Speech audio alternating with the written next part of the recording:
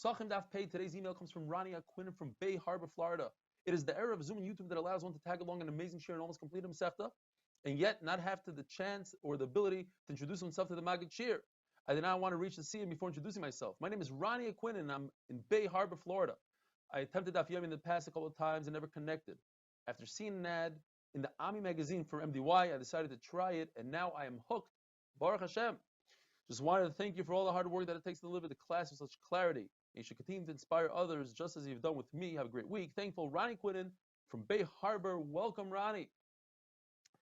If Klal Yisrael is exactly 50% Tameh and 50% Tahar, then Klal Yisrael brings Korban Pesach in two separate groups.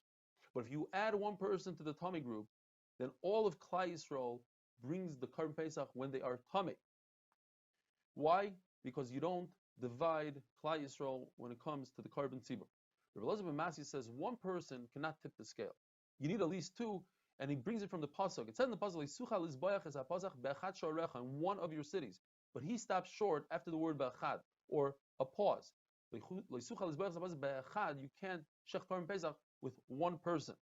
Reb Shimon says, if one shevet of Klal Yisrael, most of them are tamei, then they do the Korban Pesach by themselves, and everybody else does not do with them. They are considered a kahal. One shevet is a kahal, like you see by Binyamin. Rabbi Yehuda says, no. If one shevet is mostly tamei, then all of Klal Yisrael goes together with them.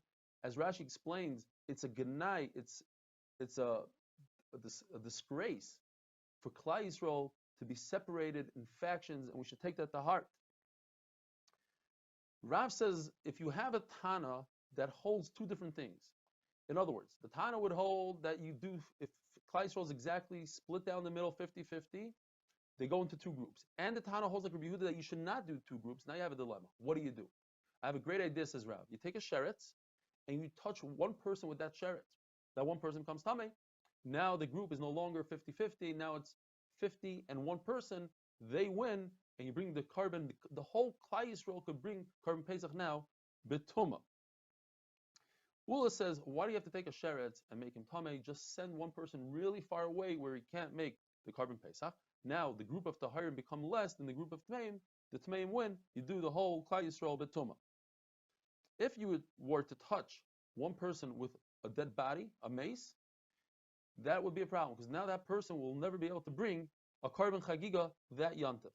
A sheretz being touched to a person, he would become a tahar that night.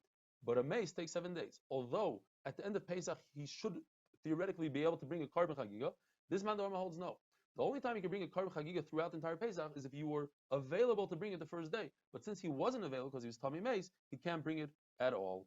Says Rav Nachman, who in the world will volunteer to go really far from his family for Pesach so that the rest of Klal Yisrael should be able to bring a Korban?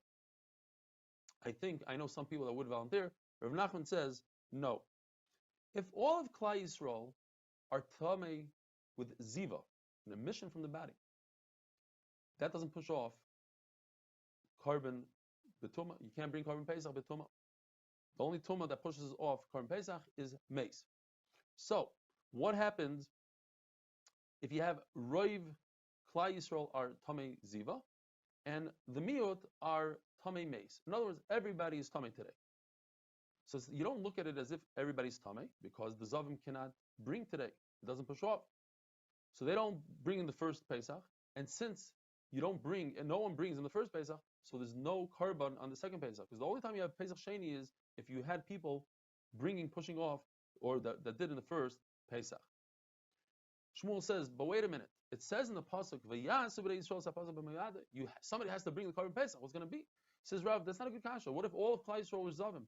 Then you don't bring a Korban Pesach. Yes, there'll be a situation where no one brings a Korban Pesach. What if the majority of Klal Yisrael is tamei mace, and the minority is tamei tumas zav? So the people that are tamei tumas mace, obviously, they bring on the first Pesach because they're the majority betuma. They bring betuma. The zavim, however, according to Rav Huna, don't even bring in the second Pesach, and according to Rav Eli Rava, they do it in the second Pesach. What if Klal Yisrael is divided in three parts? 33% tamei mace, 33% tamei zav, and 33% are tahar. Says Ramani Bar Patish, those who are Tomei Tumas Meis never get to do their Korban Pesach, not in the first Pesach, not on Pesach Sheni. The first one, because they are a minority, because you take the Zavim who cannot bring today on the first Pesach, together with the Tahirim, and the Mitzdarif to the Raiv. So the majority of Klal Yisrael are on one hand, and then you have the Mesim on the other hand. So they're the minority, they don't bring. The second Pesach, something interesting happens. The Tmei Zav, who became Tar now, and the Tmei Mesim are Mitzdarif to the majority, and therefore a majority never brings the Korban Pesach on Pesach Sheni.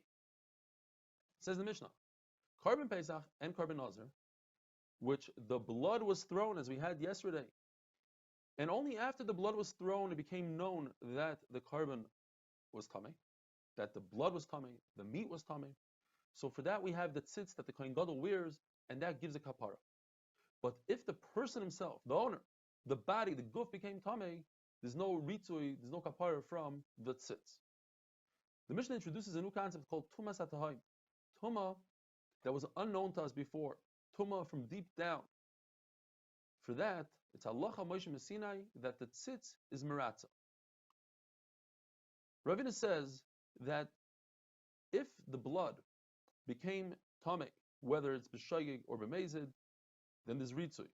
But if the zrika was done b'mezid, there's no ritzui. Only if the zrika was done b'shayig.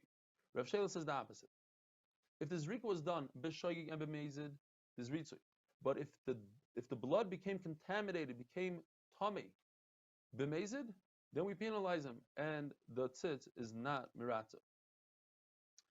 Rava says this halacha of tumas hatahayim applies also to the kohen who's performing the avodah of the Korban Pesach and Nazir. And he brings a raya from the Brisa. It says there's no tumas hatahayim only for tumas meis, which Rava says comes to exclude the tumah of a sheretz. Now, according to the Mandama, that says that if somebody's tamei tumas sheretz, you could still do shchita and zrika for him. Right now he's tamei, but tonight he's going to become tar. So go ahead, shech the Korban Pesach for him. So that's a tumah that we know about, and we still shech for him the Korban Pesach. Certainly tumas hatahayim.